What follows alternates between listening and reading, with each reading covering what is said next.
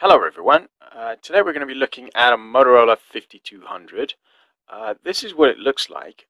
Believe it or not, this one is actually 20 years old.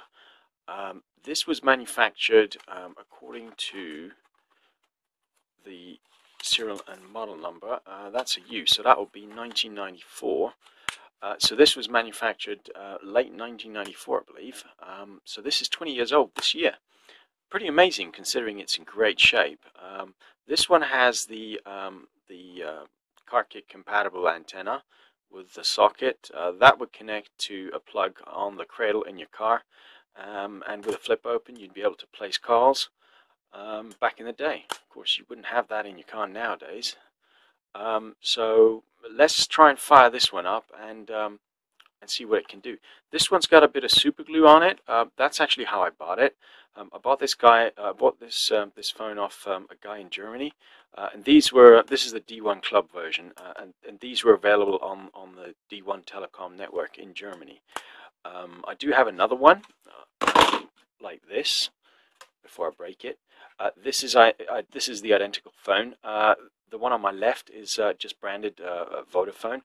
This one I had shipped out from Australia, and it is the same phone. It's just branded completely differently.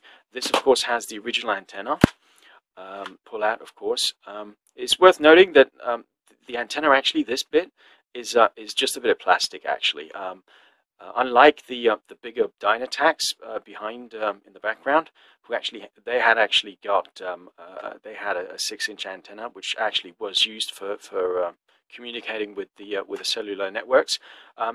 This antenna here, this pullout, is just a bit of plastic. If you cut one of these, all it is plastic. So that was just to satisfy people that their phones had an antenna. And I'm trying to get this off to show you. Yeah, so I don't know if you can see, but that little gold coil there, that is actually the antenna. This black thing here, it really doesn't do much in terms of RF radio frequency. So this is what they originally looked like. Fortunately, 20 years ago, they all came with NiCad batteries like this. This was a thin battery. They obviously did thick ones as well, but these don't hold their charge very well. So I'm going to go ahead and put a good battery on that I know works, and let's try and fire this up and see what we can do. So we need a SIM card. Why don't we try one of these? Okay, so there we go. That should hopefully be able to dial out.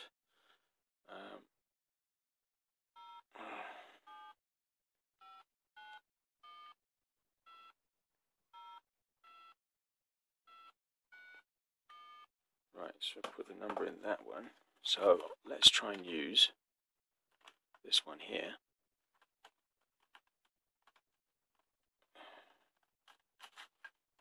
Try and get this one fired up with a good battery too.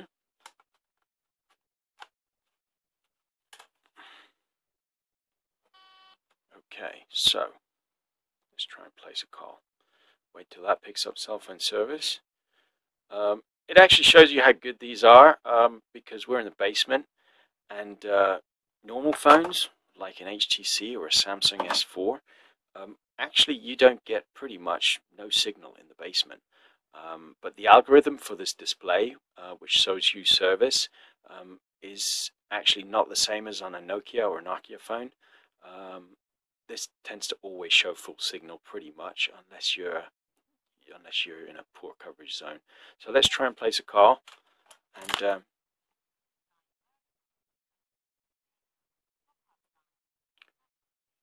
okay, well, that hasn't worked. Maybe this doesn't have any money on it. Let's try a different card, shall we? Let's try that one. This is the problem when you have so many cell phones and SIM cards. You never actually remember which ones you can use and which ones you can't. So let's try that again, shall we?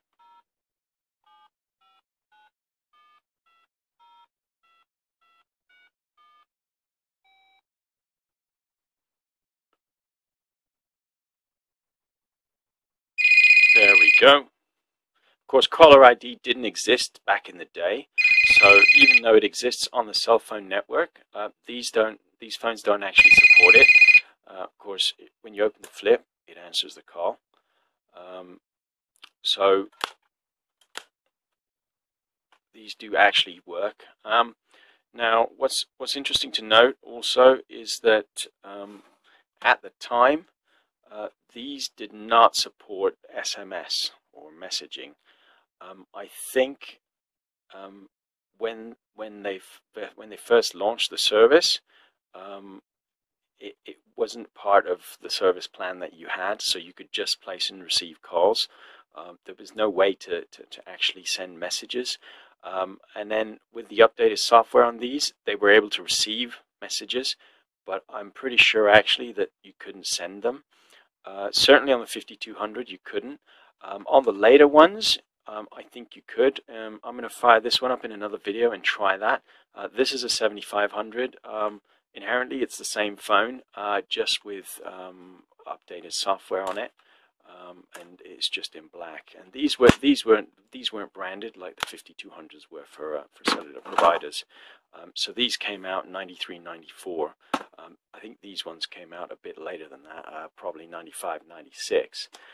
And then after that, obviously, came the 8400. This was a crossover phone before the 86 and the 87 and the 8800, which were these.